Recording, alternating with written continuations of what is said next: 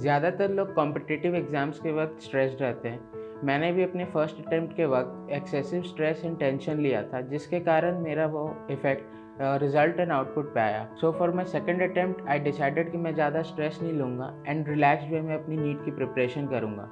And guess what, I cracked it and became unstoppable. Hi guys, my name is Ayush Raj. I belong from Patna, Bihar. So मेरे family में total 4 members हैं including me. मेरे father mister Ajit Kumar Sinha, वो NHI के साथ काम करते हैं।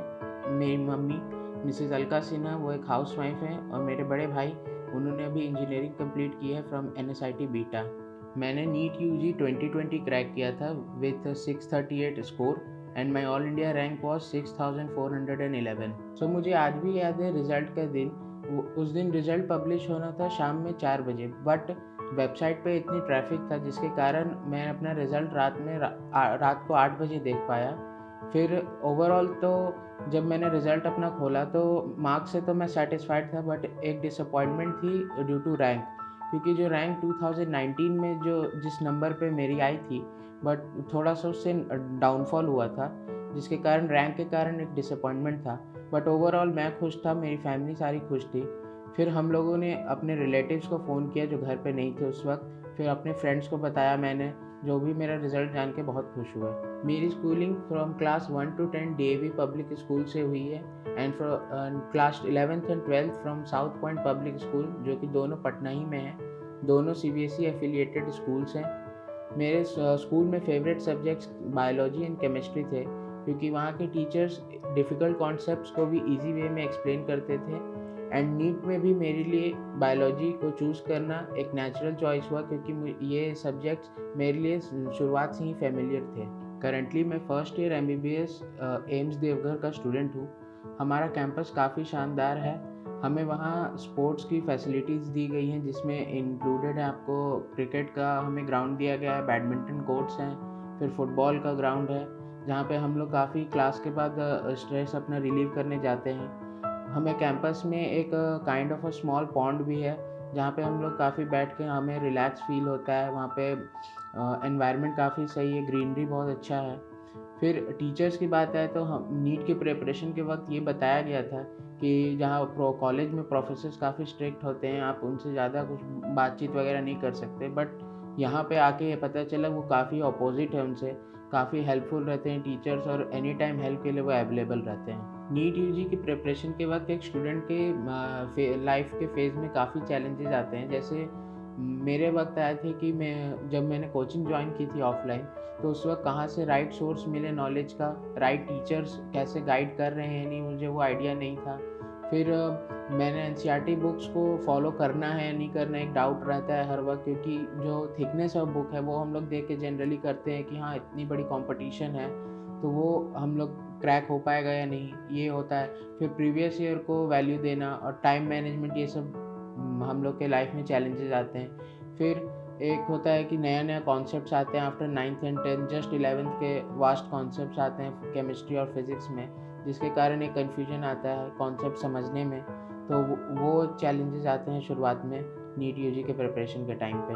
Myself, Ajit Kumar Sinha, as a civil engineer working as a consultant for NHI project from Solapur to Sangli. I have two kids. First one is civil engineer already completed and trying for MBA.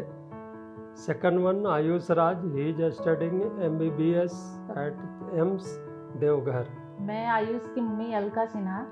जब ये अपना NEET का तैयारी कर रहा था तो इसके मेहनत को देख के पहली बार तो वैसा नहीं लगा था, लेकिन सेकेंड टाइम जो ये किया अपना तैयारी, उसमें ये अपना पूरा मेहनत लगाया है और दिन भर बैठ के पढ़ता था। लेकिन हाँ, इसका एक शौक है WWE देखने का, उसको ये कभी नहीं छोड़ा। 4 बजे सुबह भी अगर होता था तो देखने के बाद फिर पूरे दिन भर ये बैठ के पढ़ता था। और मेरे मायके और ससुराल कहीं भी अभी तक कोई नहीं मेडिकल में गया है, तो मेरे लिए तो बहुत ही ज़्यादा खुशी का है बात। और हम चाहें कि डॉक्टर के साथ है कि ये अच्छा एक इंसान बने। ये अनअकैडमी के बारे में आयुष हमको पूरा रिसर्च वगैरह करके बताया था, 3-4 इसमें था, लेकिन हमको सबसे अच्छा अनअकैडमी का ही रिजल्ट वगैरह लगा। टीचर्स वगैरह भी यहाँ के बहुत अच्छे थे तो इसको हम अनअकैडमी ही बोले ज्वाइन करने के लिए। और हम आगे भी चाहेंगे कि अगर पीजी करेगा ही तो अनअकैडमी के थ्रू ही करेगा। We all family feel proud for his success in NEET examination. मैंने 2 साल ऑफलाइन मोड में तो प्रिपरेशन करके देख ली थी, बट फिर मैंने सोचा कि अपने इस ड्रॉप ईयर में मैं ऑनलाइन मोड के थ्रू प्रिपरेशन करता हूँ। तो उस दौरान मैंने यूट्यूब पे काफ़ी सारे चैनल्स एक्सप्लोर किए, जिसमें मैंने अनअकैडमी को फर्स्ट टाइम व्यू किया। तो उस टाइम मैंने फिज़िक्स में महेंद्र सिंह सर का देखा, और उनका जो वे ऑफ एक्सप्लेनेशन था मुझे ऑफलाइन के मोड में काफ़ी बेहतर लगा। और जो कुछ कॉन्सेप्ट थे जैसे मोशन इन 1D के बारे में एंड 2D, क्योंकि उस वक्त चैनल की शुरुआत हुई थी जस्ट न्यू, तो उस समय उनका जो वे ऑफ एक्सप्लेनेशन था वो काफ़ी मुझे अच्छा लगा। तो इसीलिए मैंने सोचा कि अनअकैडमी से मैं अपनी प्रिपरेशन करूं। जैसा कि मैंने अपने चैलेंजेस में बताया कि हमें राइट सोर्स और राइट बुक्स की नॉलेज नहीं थी मुझे at the time of offline preparation. तो इसमें अनअकैडमी ने पहला मुझे प्रिपरेशन में ये एस किया कि उन्होंने एक पर्टिकुलर वीडियो बनाई कि हमें प्रिपरेशन के दौरान कौन सी बुक्स को फॉलो करना चाहिए, कौन सी स्टैंडर्ड बुक्स है, कहाँ से क्वेश्चन ज़्यादा फ्रेम होते हैं, वो टॉपिक्स बताए। फिर टाइम मैनेजमेंट की बात की तो अनअकैडमी पे एक प्रॉपर हमें शेड्यूल मंथली मिल जाता है, जिसके कारण हम अपने स्टडी पैटर्न को एक प्लान कर सकते हैं, अपनी रिवीजन स्ट्रैटेजी को प्लान कर सकते हैं। हर वीक हमें एक टेस्ट देना पड़ता है, जिसके कारण हमारे बैचेस में हमारी क्या इम्प्रूवमेंट है, टीचर्स हमें क्या कहाँ गाइड कर सकते हैं, उसके बारे में हमारी जानकारी मिलती थी। फिर यहाँ पे मल्टीपल टीचर्स हैं, बट मैंने कुछ स्पेसिफिक टीचर्स को ही अपने मेंटर बनाया, क्योंकि नमो सर ने जब लॉन्च किया अनअकैडमी तो वो 3 टीचर्स को लाए जिन्होंने इस प्रिपरेशन के ईयर में मुझे बेहतरीन तरीके से गाइड किया, और जिसके कारण मेरा ये रिज़ल्ट आया। जहाँ तक एडुकेटर्स की बात है, तो फिज़िक्स के लिए मैंने थॉरोली महेंद्र सिंह सर को फॉलो किया फ्रॉम फर्स्ट टू लास्ट, क्योंकि उनके वे ऑफ जो एक्सप्लेनेशन था और जो मॉडल्स बना के वो फिज़िक्स को एक्सप्लेन करते थे वो मुझे काफ़ी अच्छा लगा। यूट्यूब पे उन्होंने जो प्रॉप्स यूज़ किए वो कभी कभार अनअकैडमी के प्लस क्लासेस पे भी लाते थे, जिसके कारण हमें वे ऑफ जो अंडरस्टैंडिंग है वो बेटर होती थी। केमिस्ट्री में मैंने 2 टीचर्स को फॉलो किया, Anoop Vashishth sir and Arjun Shah sir. Anoop Vashishth sir ने पर्टिकुलरली मेरे फिज़िकल केमिस्ट्री को बहुत ही काफ़ी स्ट्रेंथन किया, और अर्जुन शाह सर से मैंने ज़्यादा इनऑर्गेनिक और ऑर्गेनिक केमिस्ट्री पढ़ी। फॉर बायोलॉजी फिर से मैंने 2 टीचर्स को फॉलो किया, Sachin Kapoor sir and Anmol Sharma sir. तो अनमोल शर्मा सर की एक बात ज़रूर कहना चाहूँगा कि उन्होंने 1-2 चीज़ हमसे ज़रूर कराई, प्रैक्टिस एंड प्रैक्टिस सबसे ज़्यादा, जिसके कारण नीट में हमें ऐसे क्वेश्चंस मिलने लगे जो कि हमें एकदम टू द पॉइंट याद हो गए थे कि हाँ ये हमने क्लास में किया है। तो प्रैक्टिस एक अहम मोमेंट था जो कि ड्यूरिंग द 1 ईयर टीचर्स ने हम लोग से बहुत ज़्यादा करवाया। तो ये थे कुछ स्पेसिफिक एजुकेटर जिनको मैं मेंशन करना चाहता हूँ, जिन्होंने मेरी प्रिपरेशन में काफ़ी मदद की। आफ्टर द ऑफलाइन कोचिंग के 2 इयर्स की प्रिपरेशन के बाद जो ड्रॉप ईयर की मेरी प्रिपरेशन थी वो काफ़ी फोकस थी एंड सब्जेक्ट वाइज मैंने स्ट्रैटेजी बनाई।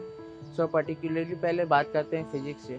तो फिज़िक्स में तो पहले मैंने बताया कि मैंने महेंद्र सर को फॉलो किया, एंड अलॉन्ग विद दैट उन्होंने बताया कि सिर्फ पर्टिकुलर कुछ सोर्सेज से ही आपको क्वेश्चन प्रैक्टिस करने हैं। जैसे उन्होंने मुझे बताया कि पहला DC पांडे बुक से हमें थियोरेटिकल क्वेश्चन सॉल्व करने हैं, जिससे हमारी थ्योरी की नॉलेज काफ़ी सही होगी, क्योंकि नीट में जो ज़्यादा क्वेश्चंस आते हैं आजकल हम लोग पेपर का पैटर्न देख के बता सकते हैं कि वो ज़्यादा थ्योरी बेस्ड रहते हैं।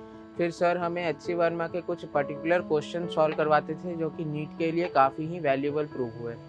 फिर बात करते हैं केमिस्ट्री की। तो केमिस्ट्री में अनूप सर ने फिजिकल केमिस्ट्री में हमसे मल्टीपल प्रीवियस ईयर के क्वेश्चंस और मल्टीपल एग्जाम्स से, जैसे नीट हो गया, JEE मेन हो गए, कुछ टॉपिक्स में हमें JEE एडवांस तक बोला, एंड पर्टिकुलर कुछ स्टेट एग्जाम्स में जैसे KCOT हो गया एंड MCET हो गया, तो वहाँ के हमारे एग्ज़ाम्स के प्रीवियस ईयर हमें लगाने के लिए बोला गया था। फिर इनऑर्गेनिक एंड ऑर्गेनिक की बात आई, तो इनऑर्गेनिक तो basically as a kind of a biology था, तो उसे हमें NCERT को मल्टीपल टाइम रिवीजन के लिए बोला गया एंड प्रीवियस ईयर उसके भी लगाने के लिए बोले। एंड इनऑर्गेनिक के लिए स्पेसिफिकली हमें कहीं एक्सटर्नल सोर्स से प्रैक्टिस के लिए नहीं बोला गया। ऑर्गेनिक मैंने MS चौहान बुक से सॉल्व की थी एंड प्रीवियस ईयर क्वेश्चंस उसमें भी। एंड बायोलॉजी की जहाँ तक बात करें तो वहाँ Anmol Sharma sir and Sachin sir ने अपने मॉड्यूल्स दिए थे हमें, जो हम सॉल्व करते थे, एंड उसमें हमें नीट, एम्स एंड जिपमर के पास 30 इयर्स के क्वेश्चंस हमें सॉल्व करने के लिए बोला गया था। सो इस फोकस्ड वे ऑफ स्ट्रैटेजी से ये क्या होता है, हमें बहुत सारे फ़ायदे मिलते हैं, जैसे टाइम मैनेजमेंट हमारा काफ़ी अच्छा हो जाता है, प्रिपरेशन में आपके रिजल्ट्स बेटर आते हैं, और एक आपका स्ट्रेस नहीं आता कि हमें कब क्या करना है, तो वो टीचर्स के गाइडेंस मिलने से हमें काफ़ी फ़ायदा होता है। अनअकैडमी के गाइडेंस के लिए उसको बहुत बहुत थैंक यू।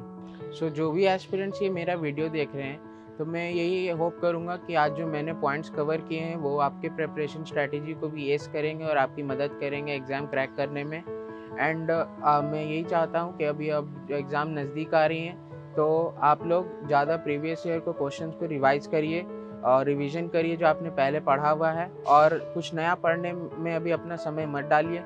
और best of luck for the upcoming exam.